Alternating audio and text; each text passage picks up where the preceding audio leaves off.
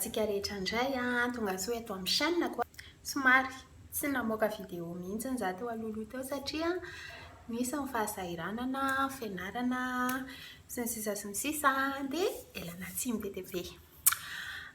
Araka ny efa hitanareo amin'ny titre ao dia ny zavatra tiako resahana dia momba ny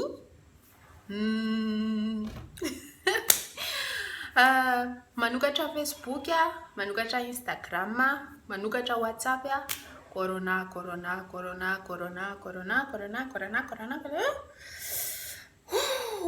Betsaka ny zavatra mahavariana anahy izay mitranga eto Indonezia amin'izao fotoana izao amin'ny fisian'io virus io.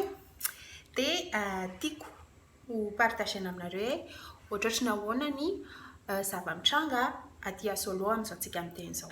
Voalohany indrindra aloha dia il y a 3 semaines angamba izay no nanomboka somary ny panika ny olona na dia mbola tsy nisy kaza. Dia tamin'ny semaine lasa nisy cas anankiray maty tany Bali dia ilakely anankiray eto Indonezia. Rehefa avy eo maty ilay olona, nanomboka mipanika be amin'izay ny olona. Quelques jours après an'izay nisy cas anankiroa teto Solo eto amin'ny ville misy anahy ka no maty tao anatin'izany. Dia depuis an'izay tena efa nianjehana be ny cache-bouche, ny inona moa fiantsoana an'ireny antibactérie dia fatao amin'ny tanana ireny. Tena hoe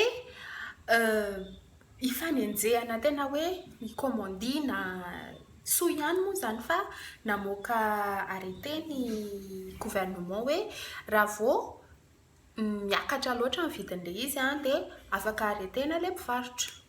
Satria nisy fotoana vao nanomboka mipanika ny olona dia misy mivarotra boaty anankiray misy 50 pièces ao anatin'ilay izy tafakatra 200 000 na 250 000. Dia tena ny olona tena hoe satria mipanika daholo dia aleo vidiana. Za aloha tsy tao anatin'ilay izy zatsy. Bref. Avy eo maty ilay rangahy anankiray teto Solo dia ilay anankiray raha tsy diso ohatra mbola eo andalam-pitsaboana anazy, mbola eto Solo koa amin'izao. Dia il y a quelques jours izay andrasako alevaka eto aminareo eto fa tokony nisy Madagascar Day. Ilay izy dia jour anankiray izay partagena ny culture malagasy sy ny sisa sy ny sisa. 5 taona izay ny nianarako tao amin'ny ONS izay ilay izy vao nasiana ilay Madagascar Day. Et paf! Tsy nisy intsony. Ohatr'izao ilay izy. Efa vonona mpizara mofo baolina dia andeha hizara mofo baolina zao. Ilay akanjo kosa efa nomanina dia aiza kosa ve dia tsy mba ho anaovana nefa zavatra efa niketriketrehana efa ela.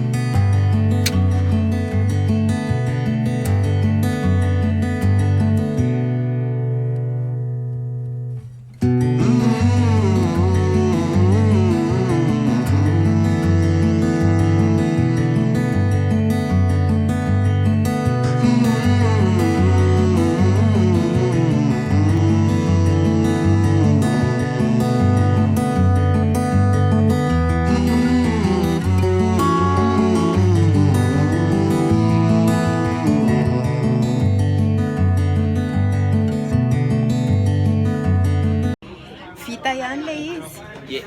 Vita ihany farany. Efa reraka be takininona naka sary. Indrindra ity vehivavy ity tamin'ny ray maraina moa. Vita ihany ka vita sady ho voaka tsara.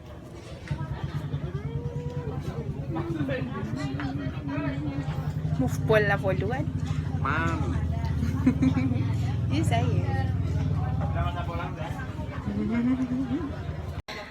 efa nravana sahady amin'ny standina, efa tsisy ninona intsony, efa vita amin'ny photo. Ndre miaraka amin'ny mofo baolina kely. Dia andeha vita iny dia tena nalahelo be bien sûr araka ny hitanareo anatin'ilay vidéo fa tsy vitan'izay fotsiny fa depuis an'izay arrêté-an'ny gouvernement zay dia lasa azo lazana hoe en confinement solo, tsy en quarantaine izy fa nahato daholo ny activité rehetra izay vondrovondronan'olona be dia be. Raha vao mihoatra an'izay hoe mihoatra ny 20 na mihoatra ny 30 dia efa tsy azo atao fa tena hoe complètement hoe najanona daholo na mety ahemotra be ny fiantsoana an'izany. Fa tena mampitaintaina be ilay satria ho ana manokana zao laza misy impact be amiko ilay satria miboky eo an-dalam-panaovana azy eo an-dalam-panaovana an'ilay izy ary ilay izy mila zavatra any amin'ny extérieur satria court métrage ilay izy. Dia ahoana moa fombako anaovako shooting raha ohatra ka tsy mahazo mivoaka ny trano ary dia tena mbola lasa be zao saika hoe sa hoe ry saka kely ry Mikely sy ry Bruno sy ry Jimmy no andeha ho filmeko ato. Dia tsy vitan'izay fotsiny fa omaly sendra nijery fandarana iray izay tao amin'ny YouTube. Dia ny ministra ny fahasalamana no invité teo amin'ilay fandarana. Dia choqué be mihitsy rehefa niteny ilay ministra hoe tena marina nge hozy izy dia izao hoe be dia be hozy izy ny hôpitaly eto Indonesia ao Jakarta ohatra, fa vitsy kely tena vitsy kely ao Jakarta raha tsy diso anaky 2 no nitenen'ilay ministra hoe mandray kahana corona. Fa ny ankoatr'izay tsisy mety mandray satria samy mitazona ny inona moa zany ny fiantsoana zany, samy miaro ny voninahitrany sy ny imageny daholo ilay hôpitaly rehetra. Dia io koa moa zany resaka business hoe raha vao mena ny olona tonga, raha fantatry ny olona hoe misy olona voan'ny corona ao amin'ilay hôpitaly dia automatique tsy andeha ho amin'ny mihitsy ry zareo. Dia tena hoe lasa compliqué be ilay izy. Na zahara choqué be ndraikako raha ny Madagasikara re dia mba ahoana fa izay ny zava-misy aty eto solo hôpitaly anankiray ihany no afaka anaovana test ray. Betsaka ny hôpitaly eto fa mety manana ny raison manokana angamba zareo, tsy fantatro. Za raha tao koa tsy mahalala momba ny business ao anatin'ny resaka médecine zany tsy fantatro. Fa ohatran'ny mahachoqué ihany ilay izy hoe raha sanatria ity zavatra ity mais ratsy dia ça va être très très compliqué. Tamin'ny maraina nandeha niantsena tany amin'ny supermarché za dia d'ailleurs misy vidéo ohatr'izao ilay izy. Ohatra sady mitaintaina be ihany za. Haiko fa ohatra mitaintaina be amin'ny tsisy dikany fa andao ihany aloha amin'ny anaran'i Jesosy. Efa tonga aty za. Bon, c'est pas aussi pire que je le croyais.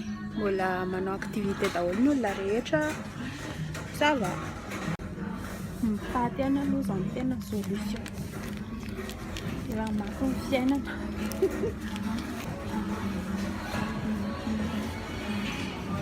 Dia ohatr'ireny ny zavatra mitrangany amin'ny supermarché mbola ohatrin'iny ça va, mbola milamina ny olona. Tonga tany dia gaga be hoe zara fa misy ny moto, tsy dia betsaka ny moto atao amin'ny parking nefa d'habitude feno moto be ao satria supermarché mora ilay mora eto.